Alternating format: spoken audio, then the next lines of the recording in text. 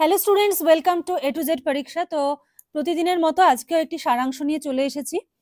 দেখো আজকে সারাংশটাতে কি বলেছে, দেরি না করে ক্লাসটা শুরু করি। বিদ্যা মঙ্গলের নিদান, সে বিষয়ে সন্দেহ নাই। কিন্তু অল্প বিদ্যা মারাত্মক, মানে অল্প বিদ্যা ভয়ঙ্করী যে ব্যাপারটা রয়েছে আর কি।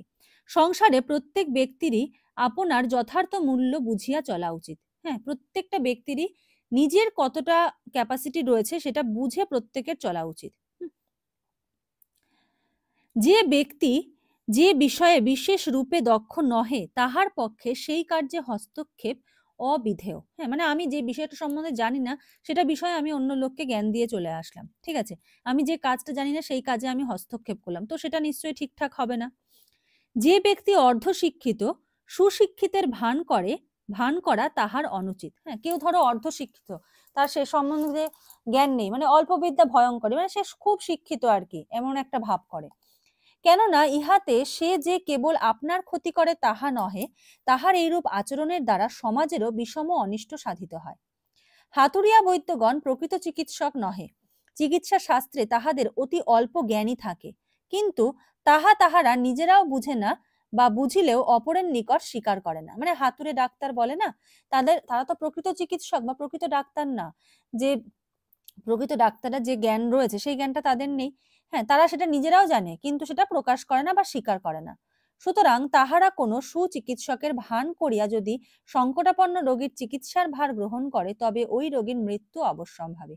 মানে এখান থেকে কি হলো, এই যে মূল বিষয়টা অল্প বিদ্যা ভয়ঙ্করী, সেটার একটা এক্সাম্পল দিল, ঠিক আছে। তাহারা সমাজের অজ্ঞ লোকদিগকে প্রতারিত করিয়া উহাদের ভীষণ ক্ষতি সাধন করে। তাহাদের এই কার্যের জন্য চিকিৎসা বিদ্যা দায়ী নহে, দায়ী তাহাদের চিকিৎসা বিদ্যার অল্প জ্ঞান। ঠিক আছে, তাহলে অল্প বিদ্যা ভয়ঙ্করী। চলো এবার শিরোনামটা লিখে ফেলি। শিরোনাম দেব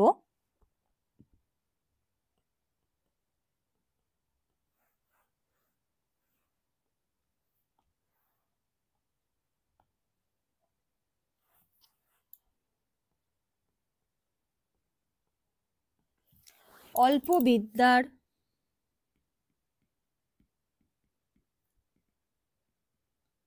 বিধ্বংসী পরিণাম।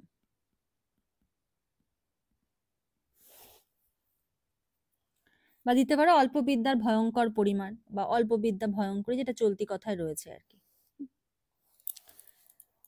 বিদ্যা শুরু করছে, হ্যাঁ লেখা।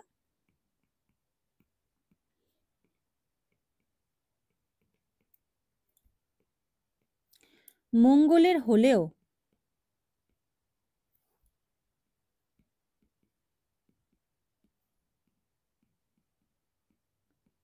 অল্প বিদ্যা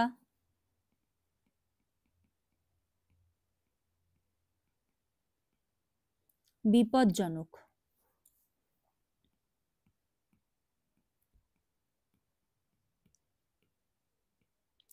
অর্ধশিক্ষিত ব্যক্তি যদি বিশেষজ্ঞের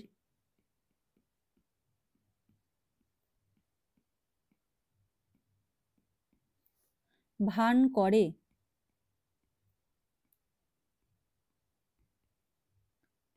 তবে তা ব্যক্তির ও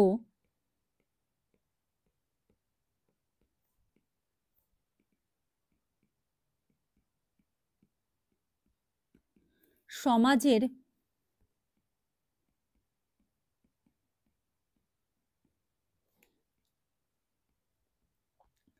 মারাত্মক ক্ষতি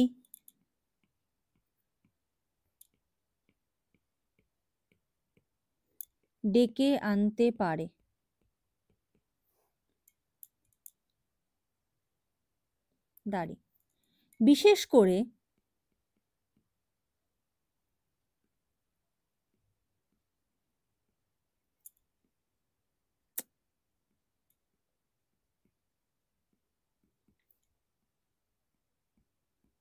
বিশেষ করে হাতুড়িয়া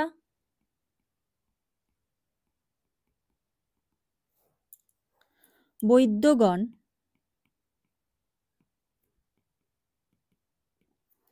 হাতুড়িয়া বৈদ্যগণ প্রকৃত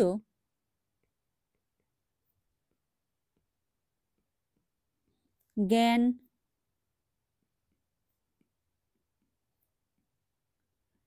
না থাকায়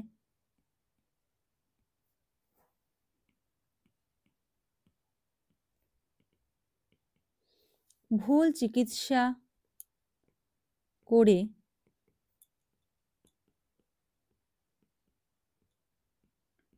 রোগীর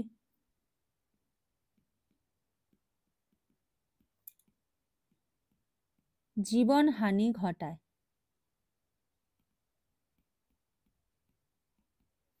দাঁড়ি এতে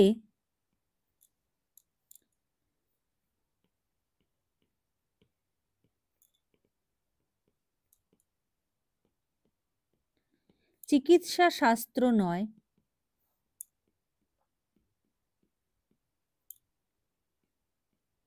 তাদের